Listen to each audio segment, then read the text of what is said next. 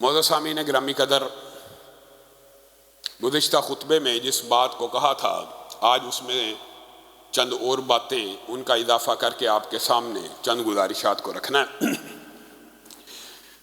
مرزا محمد علی جہلمی جہلم کا ایک مفتری کذاب شخص ہے جو بلا سوچے سمجھے گھر بیٹھ کے پوری دنیا کو فتح کرنے کا دعویٰ کرتا ہے، جو اپنے کمرے سے بھی نہیں نکلا، کنویں کا مینڈک کنویں ہی کو راستہ پراستہ سمجھ کے سمجھتا ہے دنیا ساری کی ساری ایسی ہے۔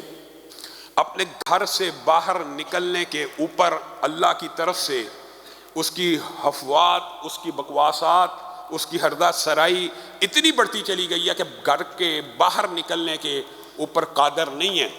کس وجہ سے؟ متعدد جھوٹ کے اوپر جھوٹ۔ گزشتہ خطبے میں آپ کے سامنے ایک بات رکھی تھی کہ الزام لگایا ہے کہ زاہد شیپا کے اوپر حملہ کیا ہے۔ صرف ایک بات رکھی تھی کہ زاہد شیپا صاحب سامنے آئیں، بتائیں آپ کے اوپر حملہ ہوا؟ اگر حملہ ہوا تو آپ کے خلاف آپ کے حملہ آوروں کے خلاف جو ایف آئی آر کٹی ہے وہ کس تھانے میں ہے؟ کس وقت آپ کو اغوا کیا گیا؟ کس نے آپ کو اغوا کیا؟ کیونکہ مرزا جہلمی یہ کلیم کر رہا ہے کہ میں زاہد شیپا کی اجازت سے یہ بات کہہ رہا ہوں کہ میرے اوپر حملہ ہوا۔ میں نے پچھلے خطبے میں بھی کہا تھا کہ اللہ کی جھوٹوں کے اوپر لعنت ہو، انسانوں کی، رسولوں کی، فرشتوں کی، اس کے اوپر لعنت ہو جس نے زاہد شیپا کے اوپر حملہ کیا اور جس نے یہ جھوٹ گھر بیٹھے گھڑ لیا حملے کے بغیر ہی، اس کے اوپر بھی پھر اللہ کی لعنت ہو۔ یہ ایک ٹیسٹ کیس تھا۔ اس کے ماننے والے اگر صرف اس ایک بات کو پیمانہ بنا لیتے کہ ہمارا یہ جو جیلی بابا ہے یہ ہم سے سچ بول رہا ہے یا جھوٹ بول رہا ہے، یہ کافی تھا۔ نہ ہم نے حملہ کیا اور مجھے تو یہ لگتا ہے اس کے اوپر ہوا بھی نہیں۔ اور زاہد شیپا صاحب آپ بھی ابھی تک اپنے حجرے سے باہر نہیں آئے، بتائیے حملہ ہوا ہے تب بھی بتائیے، حملہ نہیں ہوا تب بھی بتائیے، ہمیں پتہ لگے کہ آپ اس کے جھوٹ میں انوالو ہیں، بری ہیں، یا آپ نے اس کے ساتھ جھوٹ بولا ہے یا اس نے پوری قوم کے ساتھ جھوٹ بولا ہے۔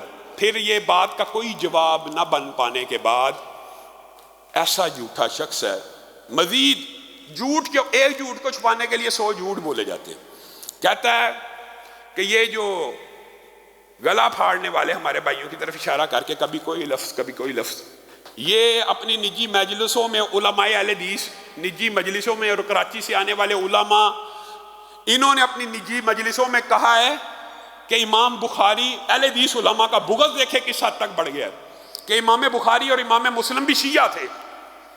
لعنت اللہ علی الکاذبین۔ کسی عالم، ایک اہل حدیث عالم نے اگر یہ بات کہی ہے تو بتا گھر بیٹھے جھوٹ گڑتا چلا جا رہا۔ اور یہ کیوں کہتا ہے؟ یہ اپنی جسٹیفیکیشن دے رہا ہے کہ یہ جو شیعت کا الزام ہے، رافضیت کا الزام میرے پہ لگا ہے، یہ صرف میرے پہ نہیں لگا، یہ امام بخاری پہ بھی لگا تھا، امام مسلم پہ بھی لگا تھا۔ یہ اپنے بارے میں چھوکرا لفظ بولنے کے بارے میں کہتا ہے یہ لوگ بدتمیز ہیں، مجھے چھوکرا کہتے ہیں۔ اور اس نے رسول اللہ صلی اللہ علیہ وسلم کے بارے میں بدتمیزی کرتے ہوئے کہا تھا یہودی کہتے ہیں یہ کل کا چھوکرا ہے۔ ہم نے مطالبہ کیا ہوا ہے وہ کون سا یہودی ہے، وہ کون سی 1400 سال میں ایک کتاب ہمیں دکھا دے جس میں کسی یہودی نے اگرچہ کہتا یہ ہے کہ یہودیوں نے کہا ہے، کسی ایک یہودی نے رسول اللہ صلی اللہ علیہ وسلم کو کل کا چھوکرا کہا ہو۔ رسول اللہ جب مدینہ میں آئے ہیں، آپ کی عمر 50 سے اوپر ہے، 55 برس کی ہے، آپ کو کون کل کا چھوکرا کہہ سکتا ہے؟ جھوٹ بولتا ہے۔ اور پھر اس کا جواب دیتے ہوئے کہتا ہے کہ فلاں اہل حدیث عالم نے کہا تھا۔ بھائی جو دعویٰ تو نے کیا ہے کہ یہودی یہ کہتے تھے اس کا جواب دے۔ پھر آگے سے کہتا ہے دیکھیے میرے سچے ہونے کی سب سے بڑی دلیل ہے کہ اہل حدیث ہوں، دیوبندی ہوں، بریلوی ہوں، یہ تینوں مکاتب فکر میرے خلاف ہو گئے ہیں، یہ میرے حق پہ ہونے کی دلیل ہے۔ اندازہ کریں اس قسم کی بات بعین یہی جملے آج سے پہلے کس نے بولے تھے؟ مرزا غلام احمد قادیانی نے کہا تھا میرے حق پہ ہونے کی دلیل یہ ہے کہ اہل حدیث دیوبندی اور بریلوی میرے خلاف ہو گئے۔ جس بات کو یہ فخر سے پیش کر رہا ہے وہ بات قابل مذمت اور قابل لعنت ہے کہ تیری گمراہی اس قدر بڑھ چکی ہے کہ سارے اہل سنت، اہل حدیث ہو، دیوبندی ہو، بریلوی ہو، تو اتنا بڑا گمراہ ہے کہ سارے متفق ہیں، اجماع ہو گیا کہ تو گمراہ ہے۔ یہ باعث ذلت ہے، یہ بات باعث ذلت ہوتی ہے جس کو یہ باعث عزت اور باعث فخر سمجھتا ہے۔ یہ ذلت اس سے پہلے حقیقت میں اگر مقدر میں آئی تو مرزا غلام احمد قادیانی ہی کے آئی ہے۔ یہ کہتا ہے میرے ساتھیوں کے اوپر صحابہ سے زیادہ ظلم اور تشدد ہوتا رہا، میرے ساتھیوں کے اوپر جو ابتلائیں اور مصیبتیں ہیں وہ اصحاب رسول کے اوپر بھی نہیں آئی معاذ اللہ۔ اور پھر جب گرفت کی مکر گیا، پھر کہنے لگا بعض انداز میں نے کہا جھوٹ بولتا ہے، بعد میں نہیں کہا، پورا سراسر کا، پھر لوگوں کو گمراہ کرتا ہے کہ یہ جی اہل حدیث کہ حدیث رسول اور قول رسول سر آنکھوں پہ، کہتا ہے یہ حدیث سن کے معاذ اللہ کہتے ہیں۔ ایسا جھوٹا لوگوں کو مغالتا وسوسہ ڈالتا ہے۔ حدیث کے بارے میں ہم معاذ اللہ نہیں کہتے، تیری باطل تشریح کے اوپر معاذ اللہ کہتے ہیں۔ تو نے حدیث کی وہ تشریح کی ہے اور یہ حدیث لے کر اس کے چیلے چانٹے اس بابے کے اس نئے گروہ کے پھرتے رہتے ہیں، جواب تو سننا ہی نہیں۔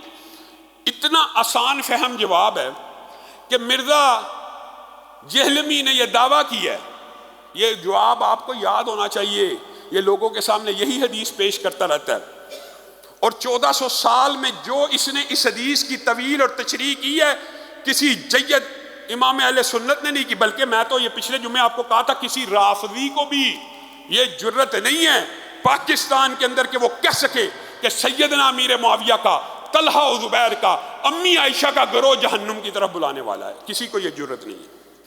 یہ ایسا بدبخت ہے، دیکھیں بدبختی کا اندازہ آپ خود لگائیں، دیکھیں کیا کہتا ہے سیدنا امیر معاویہ، خود بھی کیا کہتا ہے رضی اللہ کہتا ہے کہ نہیں؟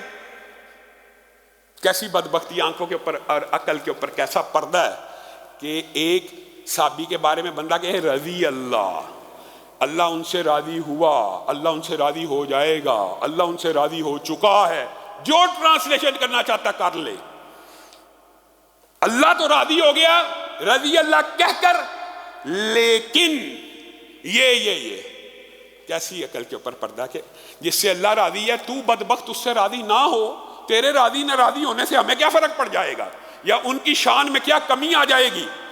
کہتا ہے یہ جو گروہ ہے یہ جہنم کی طرف بلانے والا ہے۔ ہم معاذ اللہ تیری اس تشریح کے اوپر کرتے ہیں کہ تو کہتا ہے کہ وہ گروہ سیدنا امیر معاویہ کا گروہ ہے جو جہنم کی طرف بلانے والا ہے۔ جہنم کی طرف گروہ جو بلانے والا ہے وہ اجماع اہل سنت ہے، خارجیوں کا گروہ تھا، خوارج کا گروہ جہنم کی طرف بلانے والا تھا، سب کا اتفاق ہے۔ کیا سیدنا امیر معاویہ کا حضرت علی کے ساتھ عقیدے میں اختلاف تھا کہ قاتلین عثمان کو پکڑنے میں اختلاف تھا؟ سیاسی اختلاف تھا کہ عقیدے کا تھا؟ عقیدہ دونوں کا ایک، اللہ رسول ایک، نمازیں ایک جیسی، روزے حج ایک جیسے۔ سیدنا علی کا، اگر تو حضرت علی کو ہی ماننے والا ہوتا انہی کے قول کی حیا کر لیتا کہ میرے اور علی کے لشکر کے دونوں کے مقتول جنت میں جائیں گے، اور تو رسول اللہ کی حدیث کی حیا کر لیتا کہ رسول اللہ نے کہا یہ میرا بیٹا حسن سردار ہے، یہ جو بخاری کی حدیث ہے جس کی یہ باطل طویلات کرتا ہے اس حدیث کے جواب میں صرف آپ یہ حدیث یاد کر جائیں سارا فلسفہ زمین بوس ہو جائے گا، یہ میرا بیٹا سردار ہے حسن، یہ مسلمانوں کے دو عظیم گروہوں کے مابین صلح کروائے گا۔ کیا سیدنا حسن نے جہنم کی طرف بلانے والے گروہ کے امیر کے ہاتھ کے اوپر بیعت کر لی؟ کیا ان کے ساتھ صلح کر لی جو جہنم کی طرف بلاتے تھے؟ رسول اللہ تو ان دونوں گروہوں کو مسلمانوں کے عظیم گروہ کہہ رہے ہیں، اور تو کہہ رہا نہیں ایک گروہ جہنم کی طرف بلانے والا تھا۔ معاذ اللہ، وہ جو گروہ جہنم کی طرف بلانے والا تھا وہ خارجیوں کا گروہ تھا۔ پہلے بھی مرزا تو مناظروں سے بھاگا ہوا، مباہلوں کے بارے میں اور مناظرے کی اس نے جو شکیں رکھی ہوئی آپ کو پتہ ہے، میں امام کعبہ سے مناظرہ کروں گا، امام کعبہ آ کے پنجابی سیکھے اور اردو سیکھے تیرے سے مناظرہ کرنے کے لیے، عربی تجھے آتی نہیں، تو عربی سیکھنا نہیں چاہتا، امام کعبہ نے اردو سیکھنی نہیں، تو نے مناظرہ کرنا نہیں۔ اور بھائی پھر مباہلے کے بارے میں لوگوں کو کہانیاں کراتا ہے، کہتا ہے کہ مباہلہ صرف رسول اللہ کی ذات کا حصہ تھا، یہ اس کا کل مبلغ علم ہے، کل علم یہ ہے۔ 1400 سال میں ہر 100 سال میں کوئی ایک صدی حالی ایسی نہیں گزری جس میں مباہلے نہ ہوئے ہوں۔ جب دلائل سے بندہ عاجز آ جائے، اگر تو سچا ہے تو مباہلہ اور کس چیز کا نام ہے؟ آجا میدان میں اللہ کی لعنت ڈال دیتے ہیں جھوٹے کے اوپر۔ تو نہیں مناظرہ کرنا چاہتا تو جھوٹے کے اوپر اللہ کی لعنت ڈال دیتے ہیں۔ یہ زاہد چھیپا والا اور اہل حدیث علماء کے بغض کے اندر جو تو نے یہ 2 الزام لگائے ہیں، اس کے ماننے والے بھی اگر اللہ تعالیٰ چاہے تو ہدایت دے سکتا ہے۔ ان دو چیزوں کو بھی ٹیسٹ کیس بنا لیں۔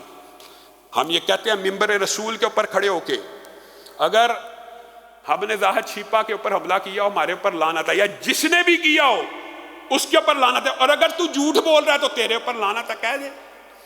پھر تو نے یہ جو بات کی اپنی طرف سے، اہل حدیث صرف مجھے شیعہ نہیں کہتے، امام بخاری اور مسلم کے بارے میں بھی نجی مجلسوں میں کہتے ہیں وہ آخری عمر میں شیعہ ہو گئے تھے۔ بتا کس اہل حدیث عالم نے کہا؟ جھوٹ کے اوپر جھوٹ، جھوٹ کے اوپر جھوٹ۔ اللہ رب العزت امت کو اور مسلمانوں کو اس فتنے سے بھی محفوظ رکھے۔